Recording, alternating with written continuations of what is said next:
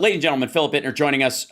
He's live in Kiev currently in front of his poster of Olga of Kiev and in Hmm. his Ukrainian flag, where I don't believe in that there's any sense of general neutrality in this current circumstance. I think it's myself sort of patently absurd at this point, especially after the week of Solovyov and all those crowd, which by the way sounds like somebody talking with their mouth full, on Channel One, basically complaining. Somebody talked him down. I don't know if you saw this about like you can't say you're going to wipe out entire cities of citizens. You can't say that because no one has ever gotten ahead in a war or gotten less resistance because they've said they're going to do that. As a matter of fact, it's how you cook up more resistance because people are like, oh, It you're does, just going to does, murder does us yeah, all.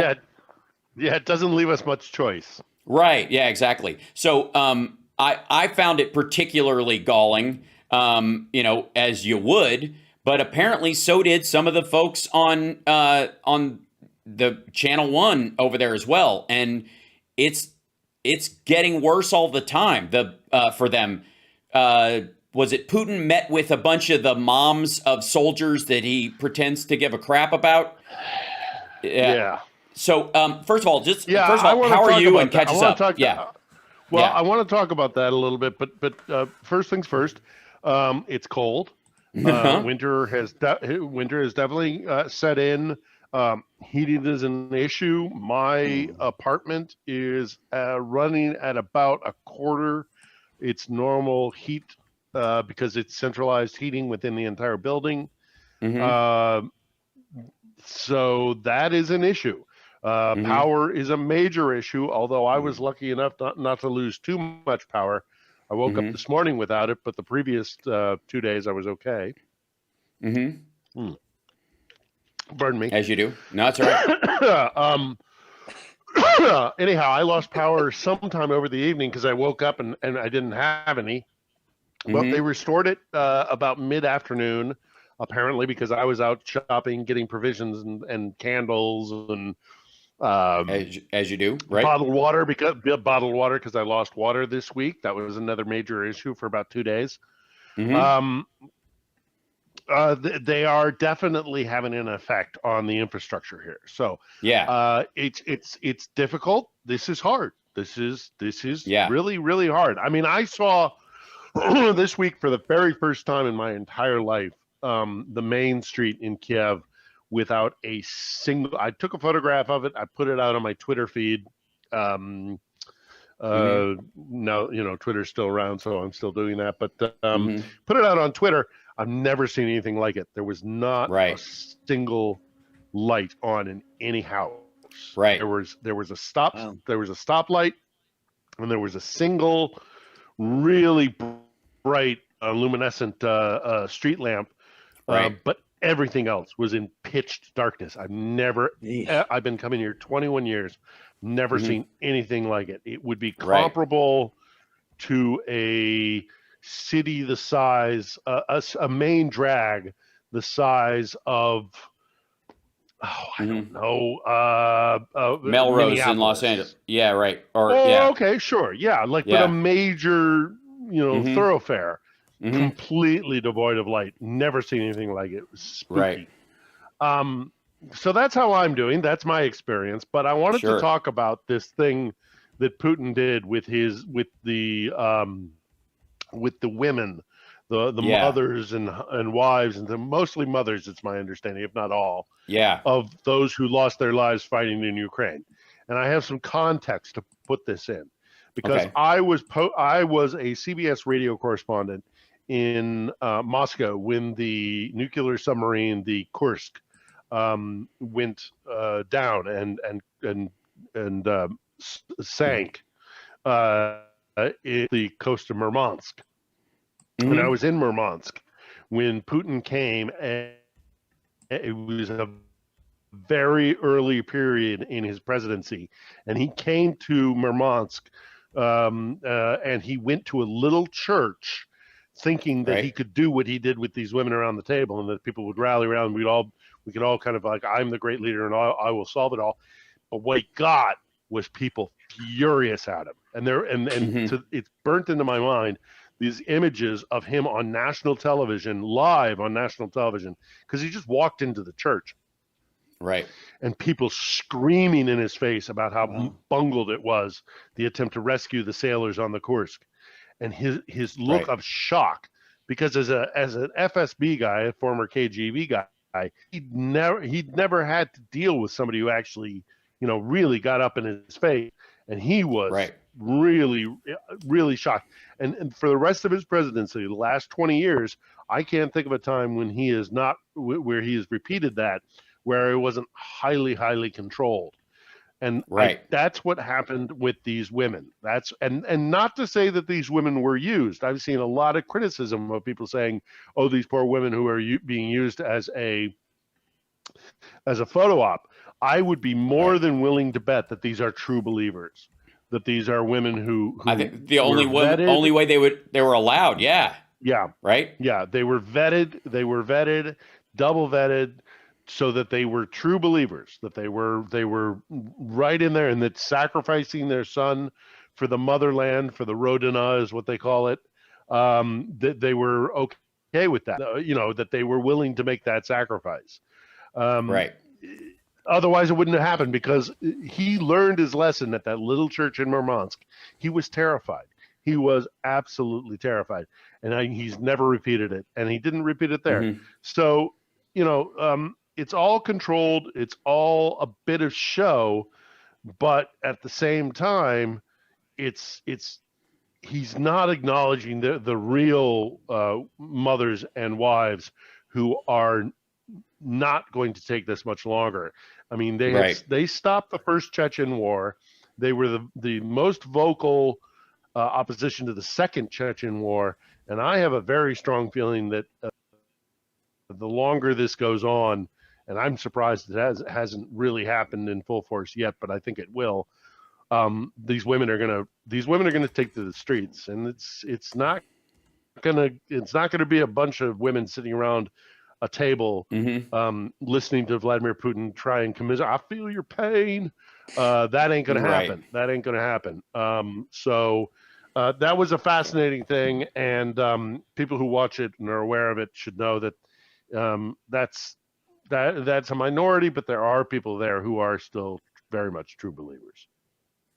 Right. Well, the idea is that somebody pointed out that Putin has this group of kind of personality actors that they use all the time. They talk about Alex Jones was talking about crisis actors at Sandy Hook and that nonsense. Well, Putin definitely uses them because they only trust so many people. So they have this one particular woman with blonde hair that is an army colonel or one of the female army officers, and she's in all of these photos dressed differently as a different person. She was like a Ukrainian from the Donbass who was hoping for liberation, and she was she was one of these mothers at the table. She was next to him as members of the citizenry in his round table that he has that asked him a question. It's and it reminds me of Maria Butina when she was basically positioned to ask Trump, I think, his first question at his first presser about running for president. She was literally just contrived to tee up an easy one to help him, define his relationship with Russia, to help, push back against the rumors that he was owned. But it's a similar strategy.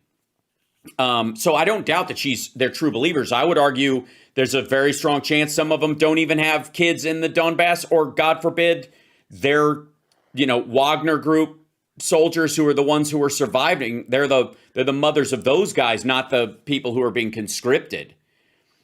Yeah. Or they are literally women who, this is very disturbing for me to say, but I know it exists. There are women who are like, maybe they have several children, but there are women who in Russia are literally willing to sacrifice their children for what they see as the greater good of a greater resurgent Russia. And it's because of 20 plus years, a quarter century of incessant brainwashing, and they are absolute nationalists, not in the sense of, and you've heard me talk about what it is to be a Ukrainian nationalist, because they believe in the idea, the concept of a Ukrainian nation.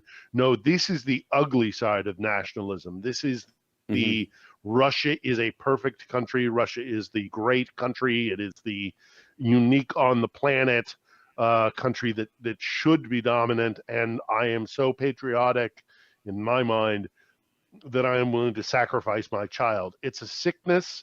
It is an absolute a result of 25, give or take, years of just straight up brainwashing, and they want to see a resurgent Russia.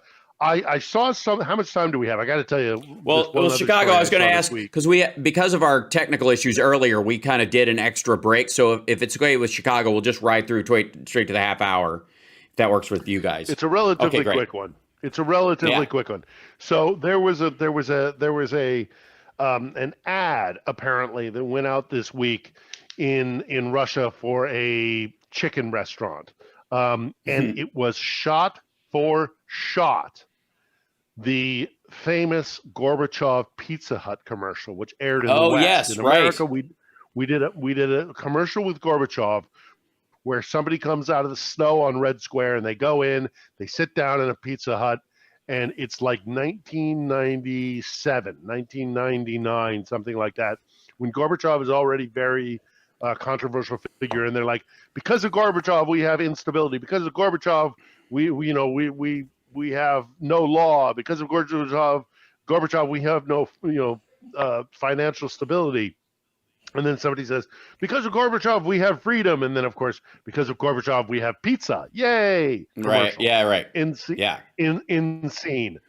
That was so deeply offensive to so many people in the former Soviet Union, well, in Russia, post-Soviet Union, that what they did was they did it shot for shot, but it was supposed to be Germany in the middle of a totally destabilizing winter, where they're like, because of Putin, he destroyed America. Because of Putin, we don't have the lights on this winter. Yes, but because of Putin, we have a strong Russia, and we have vodka, and we have borscht, and this kind of stuff. This kind. But the point isn't the dialogue.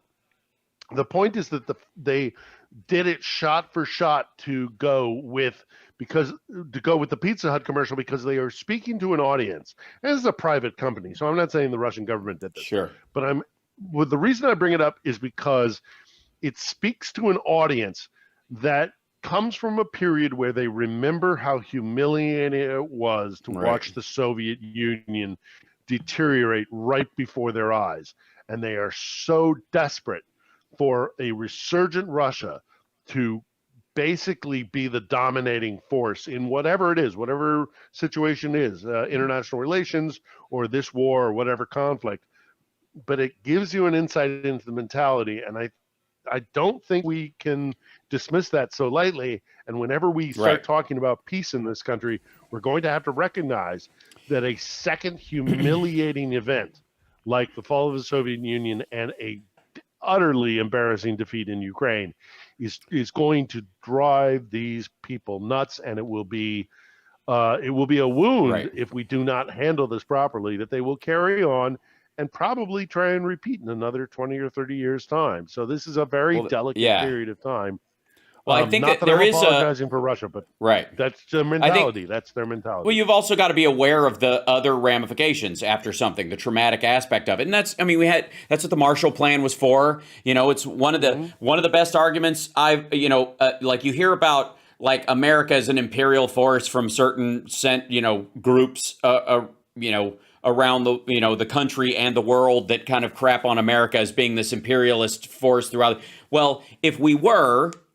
I think it was Jocko Willink or somebody who said this, but it was like, if we were, we would own Japan and Germany right now, and we do not. We helped them get on their feet, and we absolutely backed away. And that is the standard. We'll do business with you. And you might say that, American businesses end up working with someplace, but the idea isn't to take the land and make it our own and homogenize it and turn it into the way the USSR kind of remnant people like Putin are arguing for everywhere. The idea is wipe out the Ukrainian identity, take the land, it's ours anyways, and remind these people that they were already Russian, and Poland's next. So it is a wholly different circumstance. That I blame, by the way, that pizza reference, I blame Ozzy Osbourne because I'm only partially kidding. Johnny, remember the Moscow Music Peace Festival? Oh my God, yeah, they're still waiting for their pizzas. That's right. Ozzy Osbourne, they interviewed him, and he was talking about how, people in the West take our freedoms for granted. And they had this interview with Ozzy, and he's like, we're over in the West, and we order a pizza, and was like, it's been 30 minutes already, and the pizza hasn't come. And these people over here, they're still waiting for their pizzas. Like, that was his moment analogy. I'm not kidding. Like, that was really his analogy. I used to do that in like around friends. I used to impersonate that bit with our friends all the time. Well before doing Ozzy was a cool thing to do. And it was, that ad came out shortly thereafter. Could be. I think it could be Canadian. I mean, look. But you're right. The reason why the Ukrainians are willing to suffer through what they're suffering right now, and we'll talk about it on the other side of this break. I think probably we better to dive into that on the other side. But just know this: the Ukrainians know their enemy very well. They know Russia very, very well, and they are willing to put up with what they're putting up with right now because they know that they have two choices. They either acquiesce to Russia and basically go under their thumb for God knows how long, or they put up with the deprivations that they are putting up with currently, because this winter, as hard as it's going to be, next winter will be better. So they know their enemy, they know Russia, and they know what will happen if Russia wins here. So as awful as it is, they're going. It's better than the alternative. Right. Yeah. Also, by the way, and we'll talk about this more on the other side of the break as well, but this week was the 90th anniversary of the Holodomor. Yes. Yeah. And if you don't know what that is, we'll talk about that on the other side of the break as well. But it's where Voldemort from Harry Potter gets his name, by the way. And also, For real? and Vladimir Mackay, I hope I'm saying it right, the Belarusian foreign minister died mysteriously, as these fellows often do this week, at the age of 64. So, will you still need me? The answer is no. For Vladimir Mackay, the Belarus foreign minister, he's been in there since 2012, pre-Lukashenko days or Yanukovych days. This is that's a major turn. We'll be back right after this with more of Philip Ittner live from Ukraine, and our dear friend Johnny Million, who will be farming questions during the break. Yes, so we'll be back right after that. Yep.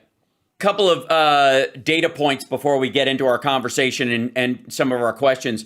One of the big things the Europeans have been doing is talking about a price cap on Russian oil as a way of stopping funding for Russia's oil. As far as funding for using oil revenues to fund the war. And Russian oil currently is trading below the cap mark, and Russia signed a decree this week banning sales of oil to any participants in the cap. So they basically, if you can't fire me, I quit is the standard. So yeah. So on these guys, which is going to wreck their system anyways. They're already underselling. The oil they're selling to China is operating below the cap that the Europeans would put on it. It's hilarious. I mean, but he's sharp as a tack, according to Trump. Okay, so first of all, Philip, the Holodomor, if you can kind of catch everybody up on what that is. Yeah, today start at the beginning. Is okay. So today is the International Day of observing what is now the 90th, because the first period of famine was in 1932 Joseph Stalin, as the head of the Soviet Union, basically created a famine here in which millions of people died. I mean, this was one of the great unknown tragedies of the 20th century, and it was millions of people. The Soviets kept it very much controlled. The information coming out of the Soviet Republic of Ukraine, many people say it was done to actually conduct ethnic cleansing against Ukrainians so that they could flood this place with ethnic Russians. That's disputed, but there are folks who strongly believe that. I wouldn't be terribly surprised. But they starved these people. They took all so this is the breadbasket of Europe, and they took all the food. When they made this place a communist country, they collectivized the farms, and instead of letting the people who work the farm at least get some of the toils of their labor, all the food was taken to other parts of the Soviet Union. And I'm literally, some estimates put it 7 to 9 million people died, and we don't even really know the history of it. Cannibalism was widespread. It really fed into the resentment that many Ukrainians felt towards Russia and Russians of the Soviet Union. And we are marking the 90th anniversary of this human tragedy at a time when Russia is clearly targeting civilians. And that coincidence, that correlation is not lost on many Ukrainians who know that they are without heat, they are without water, they are without electricity tonight, because they are being targeted solely for being Ukrainian. And on a day when they mark the death of millions of their fellow countrymen in a man-made famine, that messaging is not lost, and it has renewed a lot of people and their just resilience to standing up to Moscow. It was one of the great tragedies of the 20th century. There's an amazing monument. It's in one of my vlogs, and actually a couple of my vlogs. The monument, it is haunting. It is an awful, disgusting way to die, to be purposefully starved, starved to death. Is it any wonder that Ukrainian nationalism and resistance to control by Moscow, is as so strong enormous as it is? There was a in studying up on it, because in this last year I've dived more into it than we've all dived into more Ukrainian history than I think we've ever done before, but for Philip. There is a series of a particular girl, a young girl who survived it, and she was older, but she journaled during that time. It's kind of almost like the diary of Anne Frank of the Holodomor, where she talks about the people she sees in the street who are literally they're like zombies crawling on the ground. They don't have enough strength to move. They've passed out on the street. They're hungry and they're driven mad by their hunger. So they're just kind of like their jaws are biting at the air. It's the weirdest. The telling of it is just, it reminds me of the zombies in The Walking Dead who are just like chomping at the air as you walk by in the storylines. And it's just heartbreaking. The only other thing I've ever read that was worse was was Nanjing in China. The Japanese in China during Nanjing, and then of course the Mao starvation that was around that, which was much more like a passive. Holocaust, right? But in the streets as opposed to an environment. Yes. Okay. Yes, I take your point there. Yeah. But the horrific nature of it was. It's in its generational trauma that I'll post it, by the way, for people who are asking in the chat. Yeah. Yeah, it really is one of the worst things of the 20th century, and and a lot of people, what they will do, and I have done in past years, but I haven't done it yet this year, but I will do it in a little bit. Maybe during the break I'll break it up. But traditionally, what people do is they will put a single candle in a windowsill. So anybody who's listening to this broadcast or watching this podcast, the streaming cast, go get a candle, put it in the window. It's if you read about it, you will not Yeah, be unable it's heartbreaking. to. You won't be able to unlearn it. Mm-hmm. It's one of the worst things that could have ever happened to any group of people. And so, on a night when I am cold, Mm-hmm. and when there is no electricity in many places of the country, they're targeting the people, just like they Mm-hmm. targeted the people in the Holodomor. They're targeting the people, and it can't continue. This country is long overdue in getting its independence and breaking away from a despotic empirical colonizer that has no regard for the Mm-hmm. well-being of the people of this country. And if you think that the Ukrainians are putting up this amazing fight, well, they are. But they are because they know that if they let themselves fall subject to being a colony of Moscow, once again, there will be another Holodomor, there will be another war, there will be another Mm-hmm. injustice. It's just what they do. The disdain that they have for Ukrainians, uh, Yeah. because you have to control in their minds the Ukrainians. The Russians have a Right. long history of doing and ethnic cleansing, and it's genocide. All of these buzzwords that kind of wash over us and don't have substance. When you're here on the ground and you talk to the Ukrainians and you live amongst the Ukrainians and you live through what they're living through. I mean, I don't like this. This is hard. I Right. could leave, but I won't. I will not Mm-hmm. leave. I'm staying here. Friends have implored me to leave. They don't know why I'm doing this to myself, but Right. I'm doing it to myself because I decided a long time ago I was going to stand with these people because I Right. know their history, and Mm-hmm. they need to know that there are foreigners here. I was just That care. collecting my Right. soup, Mm-hmm. collecting my dinner, my soup that I will reheat in the microwave after this, and I was collecting it from my nearby restaurant, which, by the way, never stopped serving even when Mm-hmm. the electricity was out there, a barbecue place. So they were cooking with with coals. Um, Mm-hmm. there was a table next to me, and they were, drinking it up and singing Ukrainian songs. And I just stopped for a minute and I said, "Look, we know you're here. We're Yeah. with you."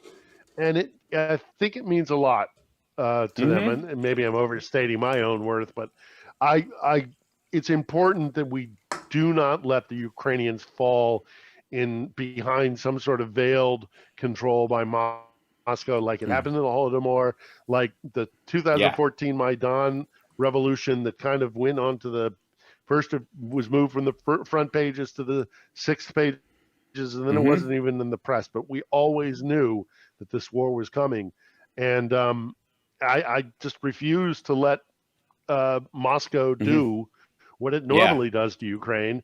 And so Which on is this day make of it all days, I'm going to put a candle on my right. windowsill.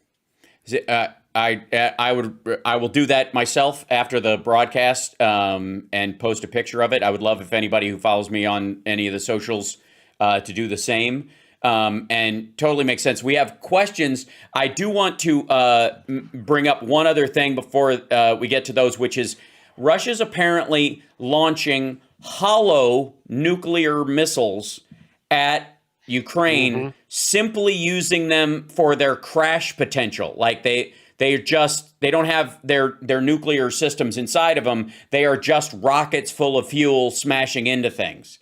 They're not, and it. People are saying this is actually reflective of the lack of munitions in Russia is so bad that they are decommissioning these things and taking the nuclear. By the way, if the nuclear apparatus was ever there to start with, don't get me started on the Right. the paper tiger aspect of it. But even still, if they were, the fact that they are removing them and striking Ukraine with these hollow nuclear rockets just to use them as projectiles. Russia's it's like the scene in Superman where the guy's trying to shoot Superman and he throws the gun at the end. Like, dude, if the bullets didn't do Yeah. it, what are you doing? But it is Yeah. it's a fascinating turn of events as well. Well, we saw like 2 months ago, well, probably longer than that, them doing things like shootings that are intended to sink aircraft carriers. Right. Okay, they were designed and built to sink American aircraft carriers, and Right. they were shooting them at suburban, power stations and stuff like Yeah. that. The irony of it, and the thing that I love when I'm talking to my Ukrainian friends about this, is the fact that they shoot all of this arsenal. They are pulling everything they possibly can. Stuff Mhm. that's effective. It's built for one thing, but they're using it for another. And within a few hours, the power's back on because the civil engineers know it's coming. So they Mhm. are expending billions and billions of dollars Right. to try and destroy Ukraine's electrical grid. And while they're able to do it temporarily, power usually is back on before too long. Right. Right. Let's grab some questions, at least before we get into this first break. At least we do at least one or two before we get into the this break. Sure, yeah. And then, I don't have a ton yet, so I'm about to be hit with 1,000,000. But Right. Elizabeth would like to know the status of the cat cafe in Lviv. You know if it's okay? I haven't been to the cat cafe. I haven't been to the cat cafe in a very long time, but I'm sure it is there, and I'm sure that there are lovely feline friends. The reason why I think the cat cafe is such a neat place to visit, it's bittersweet, is because so many people had to leave their pets behind, and their children are devastated. And so what they have done is they have brought their kids who have escaped fighting, particularly in the east, out in Donbass. But it could be Kharkiv, it could be Kherson, whatever. And they take their kids just to have a little bit of time with a four-legged friend, and maybe remember their four-legged friend they had to abandon. So it's lovely to see them smile. It's lovely to see them be children again. But then they walk, they walk back out onto the cold streets, and they don't have their little furry friend anymore. Right. And it all comes flooding back. So it breaks your heart, but at least for a little while they're at that cafe. Next time I pass through Lviv, I promise. Oops. Squeeze in one more, Hal? Yeah, let's do it. Let's grab one more if we can, if it's relatively Connie short. Kelly asked that there are reports the new troops are going into Ukraine without food or socks. Also guns. How is this being received in Ukraine? The Russians, yeah. Russian soldiers coming in here with that? Yeah. I imagine. Oh, I mean, on one level, they feel compassion for them, but it's percentage-wise, it's like, their ability to have compassion for Russian soldiers who come here to kill Ukrainians is not that high. Not that it was ever that high to begin with, but it's that to many Ukrainians who I speak to, it's like, all right, send them over with insufficient means, and we will send them back in body bags. Yeah, not a lot of you see a lot of memes on the Ukrainian Telegram channels that I follow about those things in particular. And a lot of them are washing machine jokes. There was just a Russian general that was busted for he was being paid a bribe in washing machines. He wanted to be paid his bribe in washing machines to sneak some people out of the country, which is the only thing they'll bust you for. They don't care about anything else. But he was sneaking soldiers out of the country, and they had to bring him a washing machine to get out of the country, and he had like dozens of them. But it had to be a new one. Yeah, it had to be a good and washing machine. Why the washing machines? That's become a meme. It's because the chips in them. The chips in those they repurpose them. They use them for, in other processors because they have no access to them. Same reason there's a ton of like brand new LG washers and dryers being sold in Turkey because they disassemble them and sell the chunks of the inner workings to Russia to avoid the sanctions. Let's grab a break, and then we'll come back with more questions. It's the House Sparks Radio program, mega worldwide on WCPT Radio, Chicago's Progressive Talk, home and by the temporary home of Philip Ittner before he leaves us for greener pastures as we elevate him into the world. I'm going to force the Midas Touch guys to have him on the show. I don't care. They owe me a favor anyways. It's going to happen. We'll be back. Yay! By the way, we play that for Philip because we're always happy to know he's okay. Yes, because we all. Like I said many times, we have all become Philip's mother now. So we always, whenever the power goes out in Kiev, or there's a shelling, or something blows up, we all immediately are like, "How's Philip?" and we're always glad you're on with us. Let's grab those other questions because I want to make sure that they get in there because I will Well, filibuster. First, two quick things. Yeah. Let's mark the Holodomor. Lighting a candle. The single candle. Lighting the candle for the Holodomor. And secondly, and this is just completely unabashed and just not, I'm not going to even dance around this. Any listeners, any viewers of this podcast, if you have a favorite podcast, if you have somebody who you think would benefit to talking to somebody who's on the ground here, I am not going through this winter for nothing. So I will, more ears, share him out. More ears. Yes. The more ears I can get to listen, the better, because it will explain why the heck I am here, because this is not fun. Do not. Yeah. I am not enjoying myself. I do not. I like being here because I love these people. Yeah. But please spread the message.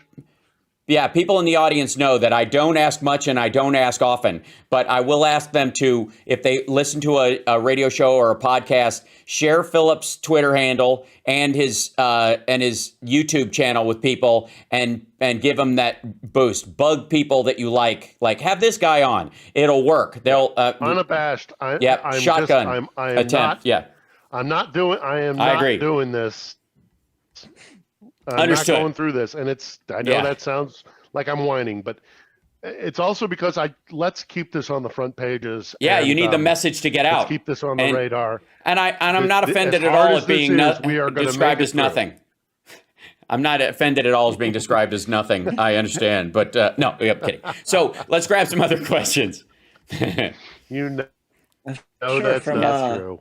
I know. 3D Tech. Can you ask Philip if they are continuing winter operations? Yes. Yes and no. They're having to take a pause, but they're not stopping. They're not gonna stop. They're in position. They're going to press their advantage. But right now, the last week and a half, 10 days, the weather has been really bad. It is cold, it is foggy, it is snowing. It's not great for just moving around, much less conducting combat operations. But we'll get through this initial period of the first drop of winter. When the change happens, the seasonal change happens. There's normally a period where we do go through this really ugly, slushy, muddy, because it's not quite winter and there's snow, but then it melts and then it's mud and so it just moving around. If I don't have an apartment, I don't leave my apartment. Much less try and pick up a weapon and take the battle to an enemy. But that will change, and they will keep fighting throughout the winter. I think those who think that there is going to be this massive pause and status quo, it's my firm belief that that's not the case, and I think we're going to see. I think we're going to see the Ukrainians still pushing against the Russians, and we'll see how it goes. But no, they're not stopping. All right. So from a Twitch user, Diagram65, Russia has POWs. Are they mostly civilian or soldiers? They're both. They're both. There are an awful lot of soldiers that have been thank you, Audrey, captured, but then they have also conducted open ethnic cleansing. They have put people who they consider ethnic Russians forcibly into trains and sent them east. Most disgusting of some of the stories that we hear that are substantiated are the children that they are taking from families, taking out of orphanages, just displaced children, and they are putting these children in families in Russia's kind of Siberian and Far East, which is in essence is child trafficking. And there's just the irony that Trump loves this. Trump loves Putin. And they're one of the big QAnon supports of Trump is that he's going to stop child trafficking, and there's this whole big underground of child trafficking, and yet none of them seem to put two and two together about Trump's ongoing love for Putin and the fact that Putin ordered this stuff directly. This is the most overt kidnapping of children we've seen since Boko Haram. Mm-hmm. It's always projection. Mm-hmm. Yep. Go ahead, So Johnny. from Brad Polly. Yeah. Yeah. Another one? Do you know the status of the nuclear plant? Zaporizhia. Currently, Zaporizhia is still under risk. They are trying to moderate it. They're trying to figure out some way.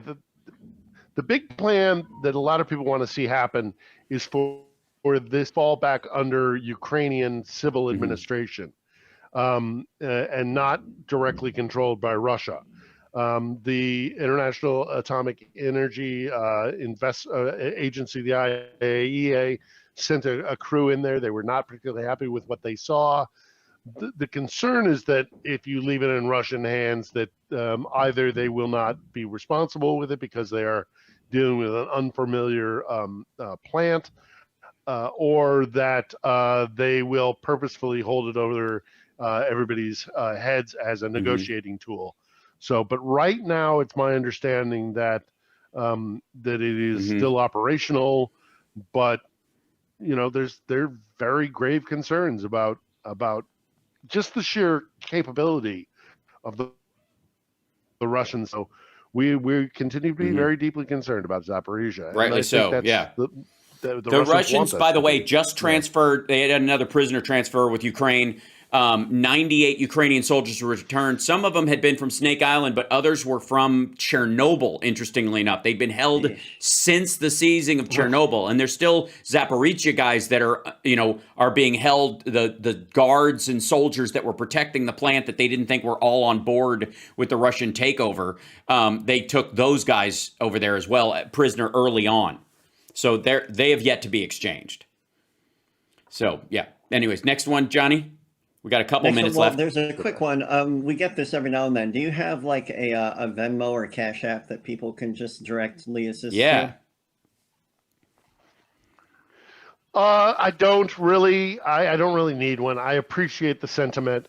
Maybe I'll set one up in the future. It's not financial that I'm concerned about. I'm concerned about getting the word out. Yep. Yeah. And you're not nothing. I know. You know that. I believe me. I love you, Val. Believe me, I'm not worried at all. I just think. Yes. I had a buddy of mine. A buddy of mine who wrote me on Thanksgiving. And I love him dearly, but he was like, "Is it worth it, what you're doing? Yes. Is it worth and you want to shut what you're going through, what you're putting yourself through?